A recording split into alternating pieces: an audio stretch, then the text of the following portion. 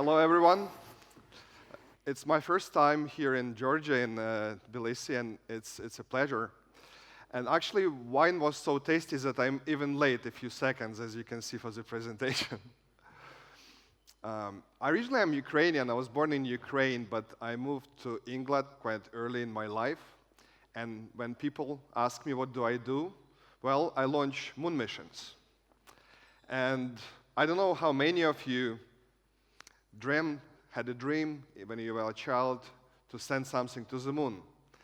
When I was around 11, 12 years old, I wrote a letter to my mother that I don't know what I will be doing in my life, but it will be related to space. But that was the dream that I had. And how many people in the room want to fly to space? Oh, we have some. But unfortunately, life doesn't go usually as planned. So most of my life, I was working in financial services. I was working in London. We had a successful payment system, and actually, it was the largest payment system in Eastern Europe. But every day, waking up and thinking about euros, dollars, was not really the life that I wanted to have. And one day, I just looked at the sky and said, what the hell? Our Earth is flying so fast in this solar system. And even faster, our solar system is flying through the universe. Why do we really have to think about the euros, about the dollars? So what I did, I sold my company, I sold my payment system, just like Elon Musk, but slightly smaller. And I decided to do a moon mission. And it was exactly 10 years ago. And everyone thought that I'm crazy. And everyone thought like, okay, Americans haven't been to the moon almost 50 years. How can you go to the moon? Like, how can you make this happen? But I had the dream.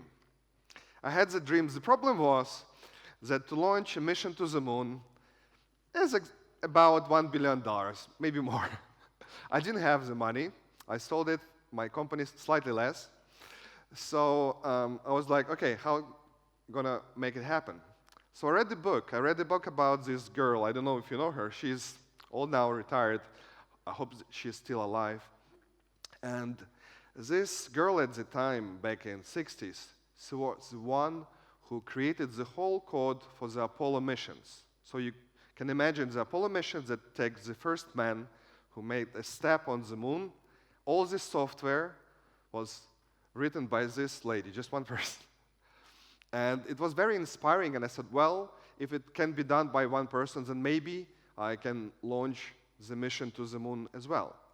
And obviously, to build Apollo lunar module is a bit complicated, and I thought, okay, we have to do something else. And we decided that I will be launching a small robot. So we had a dream, and maybe you know that in space industry, there are CubeSats. They're small satellites, just like that. So basically, my idea was that we create a robot that can be as small as a CubeSat. We will use the similar components, and we launch it to the moon, and it's going to be cheaper. So we created a robot like that. Actually, it's already been tested, and it's flying to the moon very soon. And the cost of this mission is much less than the mission previously run by Americans and by Chinese. As you know, recently only two nations were successful going to the moon. It was China and it was India. And Americans haven't been to the moon in 50 years, so it's kind of exciting times to go back to the moon. And it's interesting, you can ask me how much is it to launch a mission to the moon. So now we have a first mission which is flying just in over 2 weeks. So in 2 weeks, on the 24th of December, the first American mission to the moon will go. And sorry, can you put one slide back, please? And our robot is that small, so it's me, real scale, and you can see all other robots. You can see Curiosity robot, which is actually that tall. And you can see the Chinese robots and other robots as well. So our robot is small. And at the moment, the cost to launch something to the moon is around 1.5 million per kilogram. So if you want to launch something to the moon, it's still expensive, but it's doable. And obviously, if you have a robot which is 900 kilograms, well, you need almost $1 billion to send it to the moon. But if you have something really small, it's much less. So our mission is around $5 million to send a robot and to build a robot to the moon. And it's quite a big difference. And many people ask me how it's possible, like in the past you had those big machines that were very clever and collected all the data on the moon. And the answer is simple. The lunar module and your smartphone. Not yet, it will be at the end. So the lunar module and a smartphone. Can you imagine how many times your smartphone that you have in your pocket is smarter than the lunar module? Let's take a guess. 10 times? 20? 50? Okay. That's how many times. And the reason is because technology back in the days was very, very simplistic, and we didn't have processors as powerful as we have now. And the module that helped people to land on the moon was 100 million times less powerful than your computer in your pocket. And still we made it, even though the first mission that was made on the moon, they had to do it manually, so computer didn't work. It was overloaded with information and had to take the manual control. So the first moon landing was actually the manual. And actually your washing machine has about the same power. Some of them are more clever than Apollo modules. Some of them not, so depending which one you have at your home. So why are we going to the moon? So many people ask me, why do you have mission to the moon? Well, there are a few reasons. Obviously, you heard about my personal reason why we going to the moon. And it was my dreams that I had as a child, and I decided to fulfill it and to actually launch a mission to the moon. But besides that, there are many other reasons to go to the moon. There is a science, for example. On the moon, there are many minerals, there are many materials that we'll be using in a very near future. So the previous mission to the moon was called Apollo. Now the new mission that Americans and many other countries are joining as well is called Artemis. And Artemis is a sister of Apollo.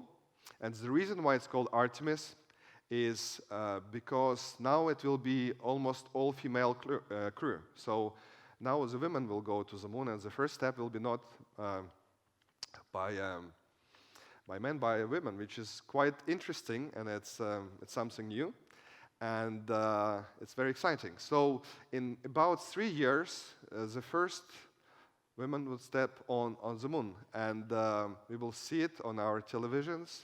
And before that, Americans decided to have a program called NASA CLIPS, which is commercial partnerships, and that's exactly what we're doing.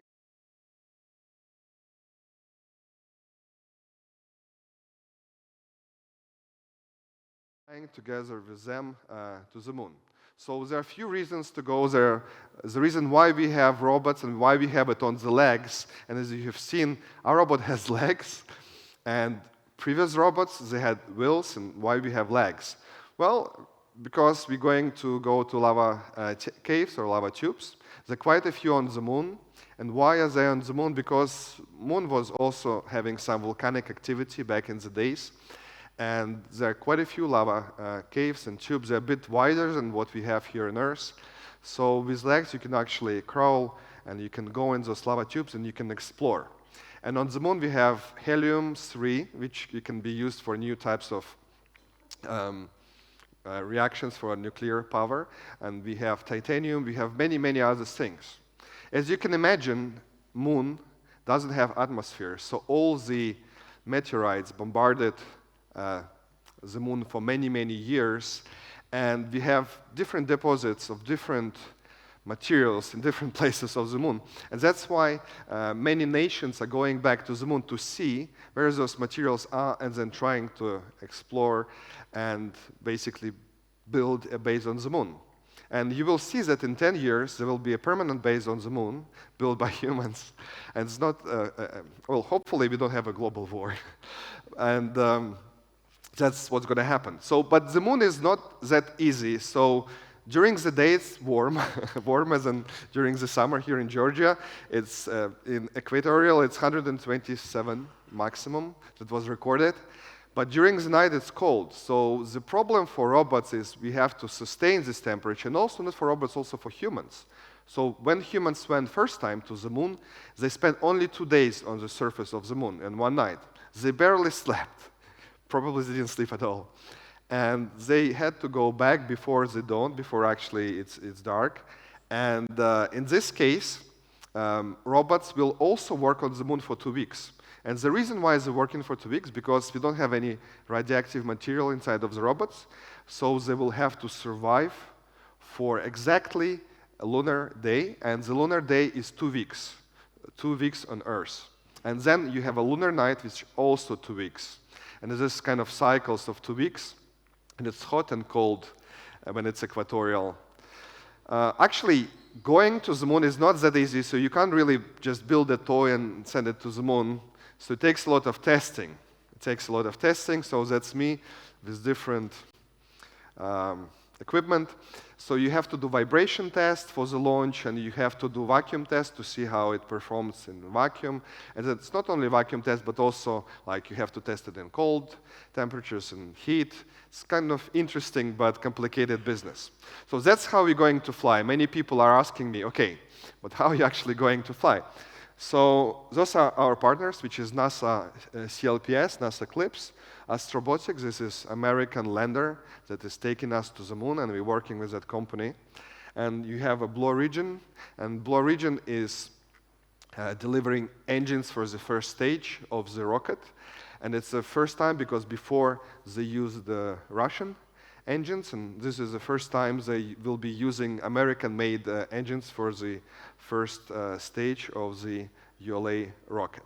So the actual trip to the moon is quite interesting because it's not 2 days. So in the past, Apollo trip was 2 days, and it's kind of fast, but we don't have Saturn V rocket anymore. So the whole trip to the moon will be around 4 to 5 weeks. And you can see me here saying goodbye to the lander at NASA facilities. It was just a couple of months ago, and now it's ready to go. It's ready to go, and actually we built this robot for many, many years. And when you put something on the moon, it has to be ready many months before the flight. So I said goodbye around five months before. And actually, I was asked by organizers to make an announcement, and I'm going to make this announcement right now. We are sending a few things to the moon. It's not only the robots that we're sending, it's not only the cameras that we're sending.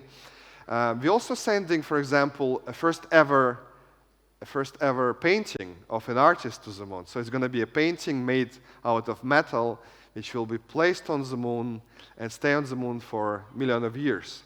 And it's an interesting experiment for the science as well. So in many, many years, people will find this plate and see, okay, this was a prehistorical artifact by humans created, I don't know how many million years ago, which is quite interesting. So we can preserve something on the moon, we can use it to preserve. So the actual interesting announcement is that for everyone who is in the room, you can send something interesting to the moon, and we can make it happen as a company.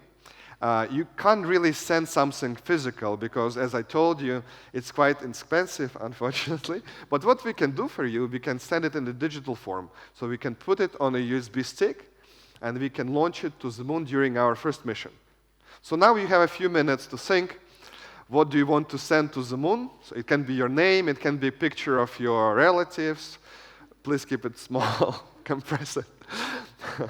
And then we will send it to the moon next year. So next year we have a second mission, and in less than a year, something that you create, something that you imagine will be on the surface of the moon. And it will also there for quite a long time. We don't really know for how long, but the USB sticks that we are launching will be actually covered in special materials, so it should should sustain the radiation, and you will be able to see it for longer periods of time. And it's also interesting that as a Ukrainian, and I was born in Ukraine, even though I lived all my life in London and in other countries, I wanted to do something for Ukraine. I wanted to basically help the country during these difficult times. And we're also sending the Ukrainian flag to the moon. So we will send a flag and a map with Crimea. And it will go there. I also gave copy to President of Ukraine, Zelensky. And interestingly, I gave it before the war. So I had this idea before the war, and obviously, when it happened, it becomes more and more actual and interesting. So back to Georgia. Here it is. Send your message to the moon. You can go on the website of the conference. And I believe there is a link that you can use to send your message to the moon. You can send whatever you want. Yeah, exciting. Okay, and the last, what I wanted to show you is a short video. And this short video will tell you how we will deliver the Ukrainian flag to the moon. But you can also relate to this, because when we send your messages to the moon, and I'm sure they will be from your heart, we also include a digital flag of Georgia, and we'll also go to the moon. At the moment, we only have a few flags on the lunar surface. We have American, obviously we have Soviet Union, we have China, and India, that's all. So now we have Ukraine, and in digital form and maybe physical, we will have Georgia next year. And thank you very much for having me here. And now we have a video.